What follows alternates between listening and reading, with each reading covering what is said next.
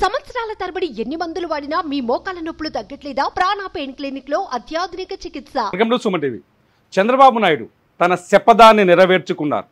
గతంలో అంటే 2019లో వైఎస్ జగన్మోహన్ రెడ్డి ప్రభుత్వం ఉన్నప్పుడు అసెంబ్లీలో జరిగిన వివాదాల నేపథ్యంలో, అసెంబ్లీలో జరిగిన అవమానాన్ని నేపథ్యంలో చంద్రబాబు తీవ్ర ఆవేదన వ్యక్తం చేశారు. అది గౌరవ సభ కాదు, కౌరవ సభ అంటూ ఆ రోజు తీవ్ర స్థాయిలో మండిపడి సభ నుంచి బయటకు వచ్చారు చంద్రబాబు నాయుడు. సభ నుంచి బయటకు వచ్చేటప్పుడు చాలా స్పష్టంగా ఒక శపథం చేశారు.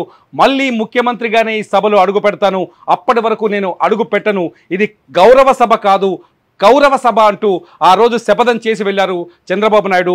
ఆ తర్వాత మళ్ళీ ఎన్నికల వరకు చంద్రబాబు నాయుడు అసెంబ్లీకి వెళ్ళలేదు, అటువైపు చూడలేదు.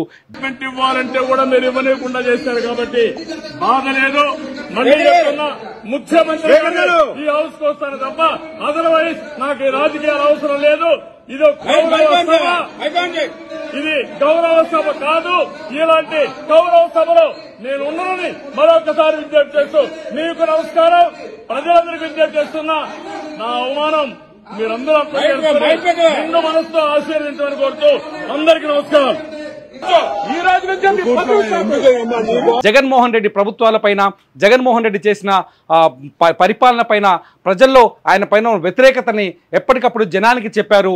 జగన్మోహన్ రెడ్డి పరిపాలన ఎప్పటికప్పుడు నిలదీస్తూ, జగన్మోహన్ రెడ్డి నిర్ణయాన్ని నిలదీస్తూ రాజకీయ ముందుకెళ్లారు, ప్రజల్లోకి తీసుకెళ్లే ప్రయత్నం చేశారు. అటువంటి చంద్రబాబు నాయుడు ఆ రోజు చేసిన శపథాన్ని ఇవాళ నెరవేర్చుకున్నారు. ముఖ్యమంత్రిగానే మళ్ళీ ఇవాళ అసెంబ్లీలో అడుగుపెట్టారు. అసెంబ్లీ ఏదైతే తను అమరావతిలో నిర్మించిన అసెంబ్లీ ఉందో ఆ అసెంబ్లీ మెట్ల దగ్గర ఆయన అభివాదం చేస్తూ ఆ తర్వాత తన ఛాంబర్లోకి వెళ్ళారు.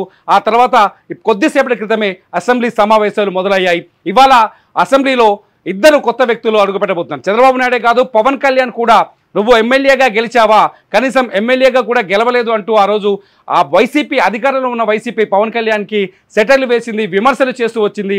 ఈరోజు ఎమ్మెల్యే హోదాలో కాదు, ఉప ముఖ్యమంత్రి హోదాలో పవన్ కళ్యాణ్ ఇవాళ అసెంబ్లీలో అడుగుపెట్టారు.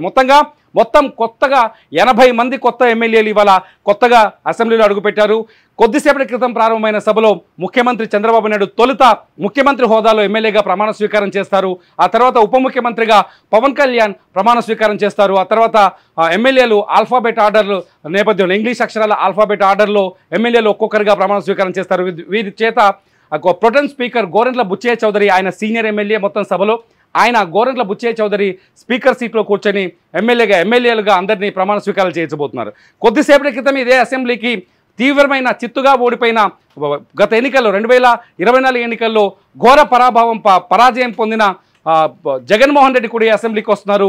జగన్మోహన్ రెడ్డి కూడా ఈరోజు ఎమ్మెల్యేగా ప్రమాణ స్వీకారం చేయబోతున్నారు. మొత్తానికి కేవలం 11 సీట్లకే పరిమితమైంది వైసీపీ.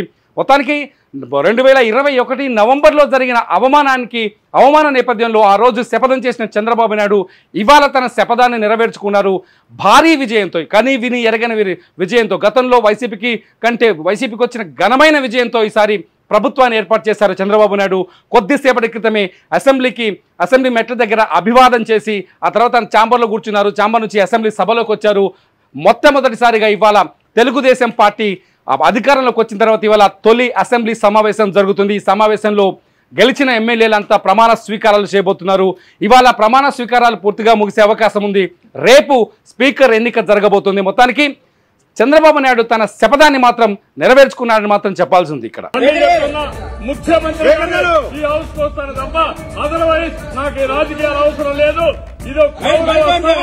సుమన్ టీవీలో మీ పర్సనల్ అండ్ బిజినెస్ ప్రమోషన్స్ కోసం కింది నెంబర్కి కాంటాక్ట్ చేయండి.